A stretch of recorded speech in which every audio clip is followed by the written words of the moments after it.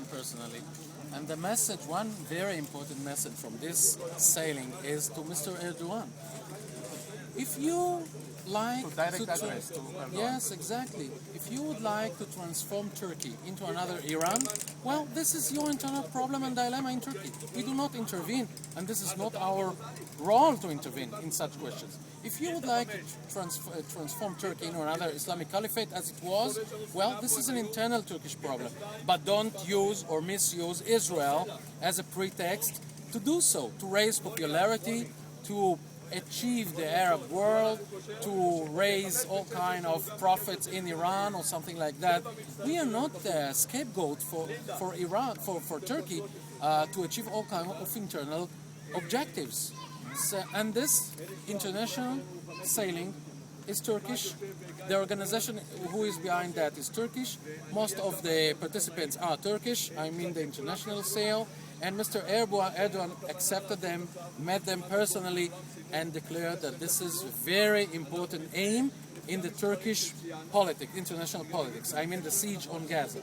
So we declare, as Israeli private citizens, we have no connection whatsoever with the government or any organization. We raised money for this sailing by our own. We say that actually the international sailing is not so much pro-Palestinian, because if the Turkish government truly would like to support the Palestinians, why not to deliver the goods, to deliver the humanitarian aid through Israel, and in few hours it will reach its destination instead of 2 weeks or something like that, or 2 months, or 2 years? This is the pro-Palestinian allegedly aim. So if you think about that, this is an anti-Israeli maneuver and not so much pro-Palestinian. Don't intervene Israel in internal Turkish politics. We are aware of what is going on in Turkey. We know about the question of the army, about the role of the Supreme Court. We know that. Don't intervene Israel in that. These are all internal Turkish dilemmas that have no connection whatsoever to the Palestinians and to the Israelis as well. Okay, another question. As far as we know from the newspapers, that Turkey made an agreement with Iran regarding the uranium, and also Brazil is part of this agreement. What do you think is going to be happen? Is this just a game that Iran is playing also with Turkey and with Brazil, or it is a real? There is some sincere step from Iran, or is just a question mark? If you ask me as an analyst, yes, Iran would like to stop this dilemma of nuclear isolation. They are looking for solution. Mr. Erdogan in Turkey and the Brazilian president offered some solution which is acceptable for the Iranians but not acceptable for the world. So they should do more. I think personally that there will be a diplomatic solution for the Iranian conflict, with Turkey or without Turkey. The regime in Turkey is taking advantage of Iran. They penetrate inside in order to achieve all kind of internal goals, to appear as the leader of the Muslim world and so on. But if you ask me about Iran, yes, the Iranians are worried. They know that if they will declare that they have a nuclear bomb, this will be the end of their regime. They know that. So they are looking for solutions. It was some kind of opening from the Iranian government. They should do more, and they will do more, if they diplomatically or by all kind of international sanctions and diplomatic force. But yes, we are on a way for some kind of solution. Do you think Iran is using Turkey for their own aims? In a way, but Turkey is using Iran as well. You know that. Iran would like a world without the West, without the US. A three-world war that Turkey and Brazil will safeguard their interests. But it will never work like that. What Erdogan wants to do on this way? Do you think Erdogan wants to be one of the biggest leaders in the Islam world? Of course. To bring Turkey Can back. be? Is it possible? No, of course not. The Arab don't trust the Turkish, you know that. The Iranian don't trust the Turkish, you know that. In Because Turkey. every one of them, they want to be a leader. In a way, of course, they will not accept a Turkish hegemony as it was 100 years ago. They will not accept that. You know, I travel a lot, both in Turkey and in the Arab world. I know what they think on each other. But this is a game, you know, some kind of playing game, not more than that. There is no real hegemony right now in the Middle East. Iran would like to be a leader. Turkey would like to be a leader. The Arabs, Egypt is very sensitive of that. You know, Egypt is very sensitive because of Turkey, of course.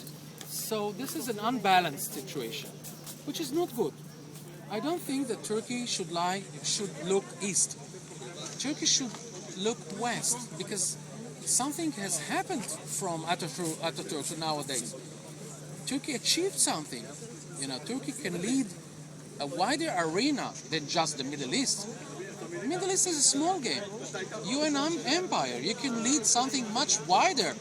Maybe Europe. Why to look only on the Middle East? Why to think small? You know, Ataturk's first name is Kemal. I know.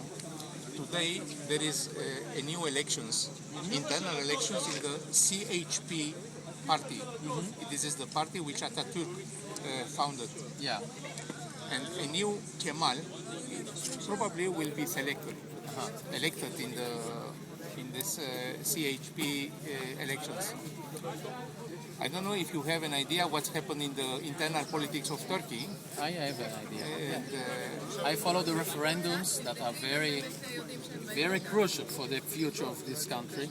Undoubtedly, the role of the army, Supreme Court. Yeah, of course. and maybe probably the new Kemal maybe will change Erdogan's policy in Turkey. We would like, look, in Israel we don't intervene in your internal problems. Truly, these are Turkish dilemmas.